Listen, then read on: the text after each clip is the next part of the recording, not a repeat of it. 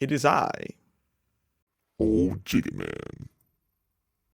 Step into my bungalow, where we shall go on the magical adventure.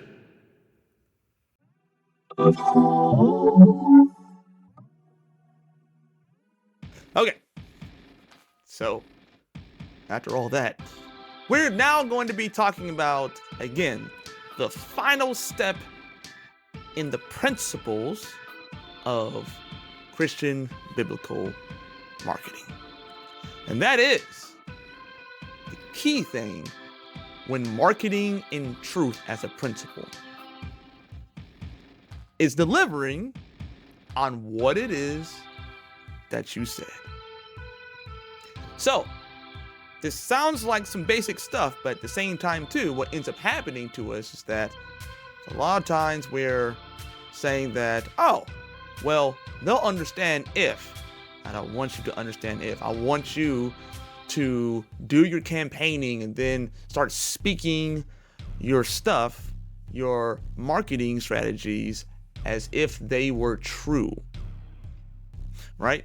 So therefore, that means that if you say you're going to do this at this time, at this date, or deliver on this promise or whatever, then do it as unto the Lord, right? Letting your yes be yes and your no be no. So it is making sure that you are consistent, because inconsistency is truth. So therefore, whenever you see God do something, whenever you look in the Old Testament versus the New Testament, people want to say that, oh, the God is completely different from the Old Testament to the New Testament. Not so. Not so at all. People want to pick and choose the seemingly nicer things that Jesus was doing and things like that. But remember, he also said some pretty bold things are consistent with who he's always been, with God. Things like, hey, if you don't hate your mother, your brother, then that means that you don't love me. And, let the dead bury their own, and all kinds of fun things. Especially back in Revelation, when he is actively one of the horsemen about to destroy everything that stood against himself. So I don't know how well we can pick and choose on this whole nice guy Jesus, bad guy God. Like, we can't do that. Consistency, if you really look at it, consistency, that's the truth. That's why God is true. That's why his word lasts forever, because it is consistent in what he said. And when he said it, it is true. So therefore, it is consistent. So therefore, do the same thing, right? If you're a disciple of Christ, be a disciple. And a disciple was someone who even mimicked the speech and the walking patterns of their rabbi. So in the same way, I want you to follow up and to be in truth what it is that you said and deliver on those things. Therefore, be careful about what you promise. Do not overpromise and underdeliver. And that's a huge habit that Christians like to do. Always with the overpromising and underdelivering, because your heart goes out to someone, but we're not trying to have a heart go out. We're trying to free someone through the assignment.